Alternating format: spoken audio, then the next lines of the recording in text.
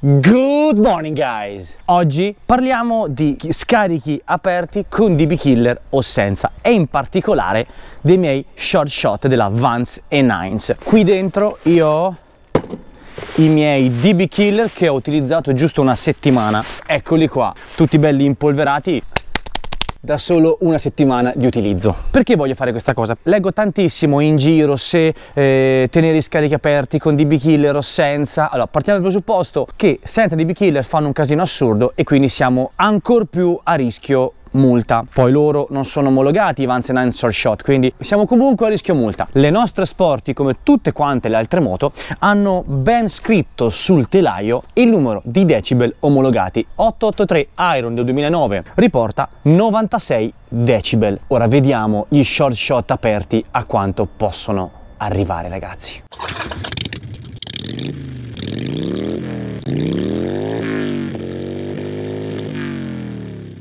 Mi sono munito di applicazione per misurare i decibel, non siamo così fiscali, non sarà precisissima, però ci rende un pochino l'idea. In questo modo possiamo vedere se con DB Killer o senza, e anche senza frangifiamma vedremo l'effetto, che differenza possiamo andare ad avere. Però ora direi di passare all'atto pratico e cominciamo subito il nostro lavoro. Direi di partire dagli scarichi così come li ho sempre avuti, quindi con il solo frangifiamma.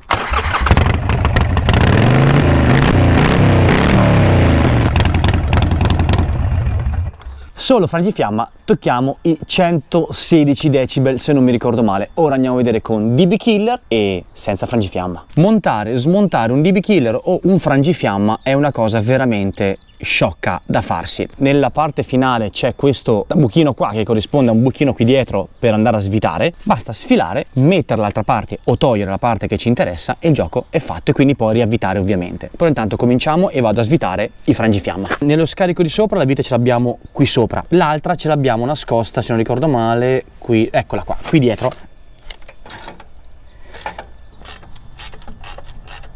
Siccome non sarà molto semplice farli sfilare, vi consiglio di riavvitare questa vitina che è attaccata sopra, se riuscite, dentro, così che vi faccia un punto di ancoraggio per poterci mettere il fil di ferro, o in questo caso mi faccio io delle fascette, per poi attaccarle e poi tirare fuori, perché vedete con la mano non riesco a farlo venire fuori, è durissimo. Ecco, questo forse ce la faccio. Oddio madonna, Dio buono se le duro.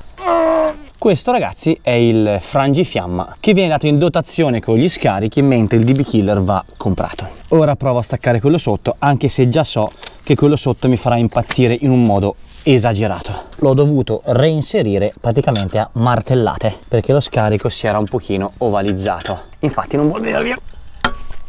Il mio frangifiamma non viene via.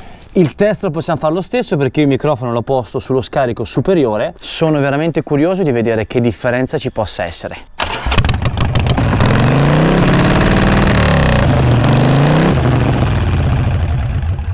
A livello di applicazione i decibel rimangono gli stessi. È un suono leggermente più acuto, ma in fase di rilascio fa molto più borbottio. A livello sonoro con frangifiamma o senza non c'è differenza, ovviamente rimane pur sempre un tubo vuoto. Frangifiamma corre intorno al bordo lasciando il buco vuoto, è ovvio che i decibel fondamentalmente siano gli stessi. Ora non ci resta che andare a vedere con il DB Killer. Un DB Killer, ragazzi, è fatto così, chiuso, perché il suono viene filtrato da questa copertina che filtra il sound, lo fa passare per poi riuscire dalla parte posteriore. Ora andiamo a mettere il DB Killer dentro. Nel metterlo, tanto vi dico già che la lana rende il tutto veramente difficile da mettersi. Ok ragazzi, il DB Killer l'ho montato non poco a fatica, non ci resta che provare la differenza. Vediamo se i decibel cambiano veramente.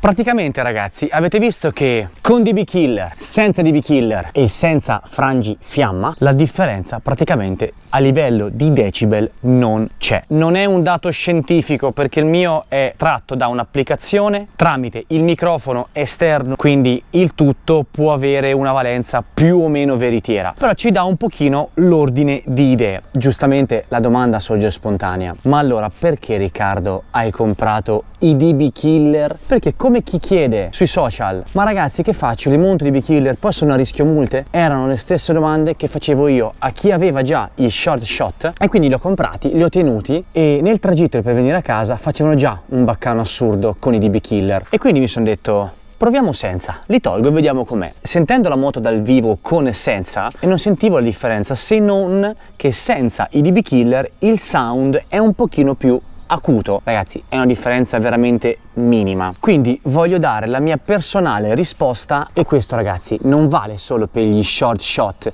ma vale per qualsiasi tipo di scarico. Partiamo dal presupposto che senza i DB Killer siamo comunque fuori regola, non possiamo attaccarci a nulla. L'unica cosa che io faccio, e che a quanto pare finora ha funzionato, è guidare con testa. In zone che io so essere sensibili e che so essere sotto controllo, tengo una marcia lunga, vado a minimo gas, e a quel punto la mia noise borbotta e basta. Quindi non fa quel sound fuori legge che è veramente da arresto. Detto questo, ogni volta che metto in moto noise e vado in giro, sono consapevole di essere a rischio multa. Grazie ragazzi di essere rimasti con me. Io spero di avervi chiarito un pochino le idee se acquistare oppure no i DB Killer, anche perché una coppia di DB Killer originali Vans & Hines sono pagati 100 euro. Non proprio spiccioli, e 100 euro per utilizzarli una settimana, magari con quei soldi ci compravo qualcos'altro. Vedete voi se fare questo acquisto. Iscrivetevi al canale e cliccate anche sulla campanina per rimanere sempre aggiornati. Un saluto da parte mia e di Noise.